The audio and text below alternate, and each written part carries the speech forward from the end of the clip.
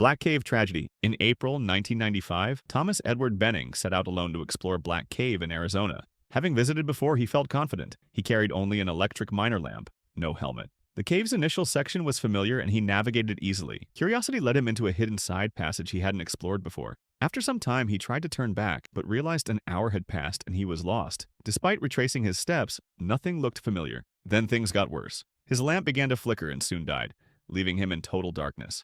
Desperate, he used a box of matches to light the way, striking one after another, but they burned out quickly. Soon, he had no light at all. Still determined, Thomas left behind small items to mark his path, avoiding walking in circles.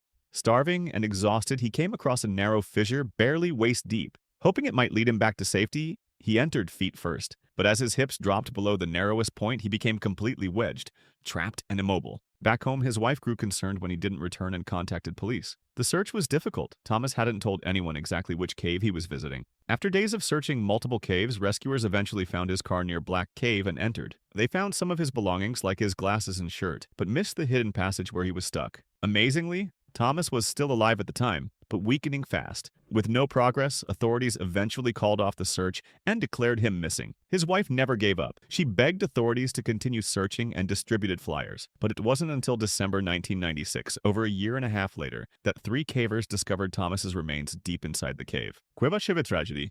High in the mountains of northwest Oaxaca, Mexico, Cueva Chevé is one of the deepest caves on Earth, reaching 8,858 feet above sea level. It's a vast, dangerous system that lures elite cavers year after year with its depth, difficulty, and the thrill of the unknown. In late February 1991, a team of 14 expert cavers began an expedition to reach and dive a sump deep within the cave. The journey involved descending 115 vertical drops, rigging ropes along sharp rock faces. One mistake could be fatal. Cavers had to disconnect and reconnect their rappel gear midair at rebelays, maneuvers demanding perfect precision. By February 25th, 6 members had reached Camp 2, located 2,790 feet underground. Others rotated in with gear and supplies as the team pushed deeper. Conditions were extreme, cold, wet, and disorienting. On March 1st, 4 cavers, Peter Boston, Peter Haberland, James Brown, recovering from a shoulder injury, and Chris Yeager, recently ill, entered the cave in pairs to reduce traffic in tight passages. Yeager and Haberland led the way through Saknun's Well, a twisting series of wet shafts. At one point, Yeager dropped his rappel rack, a vital piece of descending equipment. Haberland lent him his rappel rack so Yeager could recover it, an early sign of how unforgiving the cave was.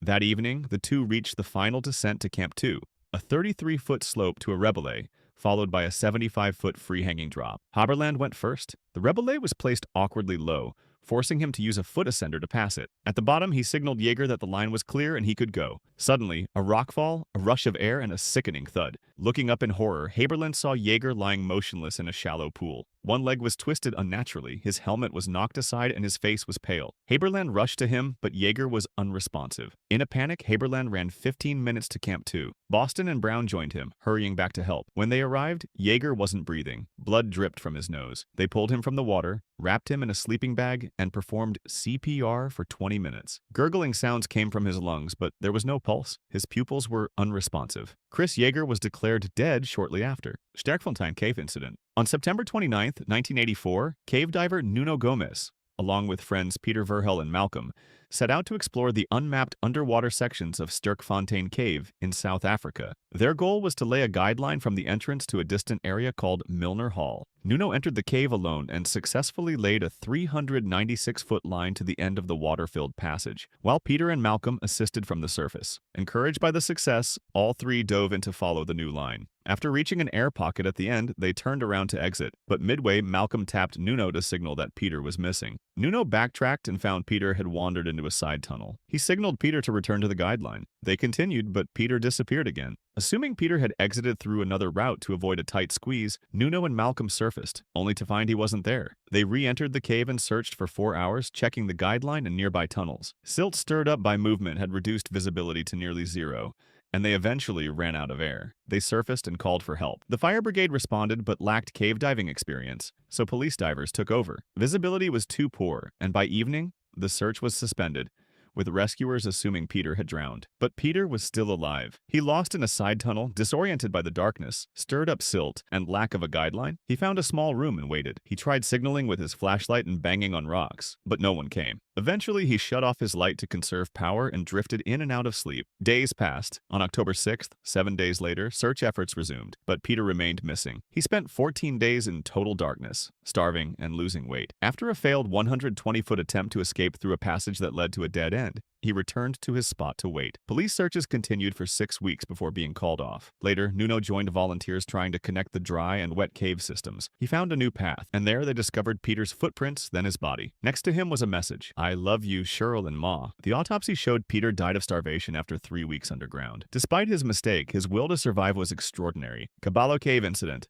On February 5th, 1994, 40-year-old Leland Smith, a dedicated volunteer and former police officer, joined a youth group on a trip to Caballo Cave in New Mexico. Led by experienced caver Steve Pierman, the group included students and several adult volunteers. Caballo Cave had long been considered safe, especially for beginners. Its route was well-traveled and familiar. As the group finished exploring and headed back toward the entrance, they passed through a narrow vertical section called the Chimney. Near the top was a sloped slab of breakdown, fractured rock that had become part of the usual path. Steve and a few students were already at the top, while Leland helped a student climb the slab below. Then, without warning, the slab broke loose. The massive rock, weighing hundreds of pounds, crushed Leland and knocked him into the chimney. A second chunk of rock fell directly on him. It all happened in seconds. Steve and another adult scrambled down, but Leland was pinned and motionless. He had suffered fatal injuries, multiple fractures to his legs, spine, and neck. The rocks wedged tightly into the chimney, making any rescue impossible. The group exited the cave in shock and called for help. A recovery team arrived the next day, using shoring equipment to stabilize the unstable chimney. They discovered that the fatal slab had been held by thin mineral flowstone, making it appear secure when it wasn't. Complicating matters, Leland, a former police officer, had been carrying a fully loaded semi-automatic pistol in a shoulder holster. A law enforcement officer had to first remove the weapon before recovery could continue. After hours of careful excavation, and even a close call when another slab fell and bruised a rescuer, Leland's body was finally recovered. The rock that killed him had sat silently on a beginner's route for years,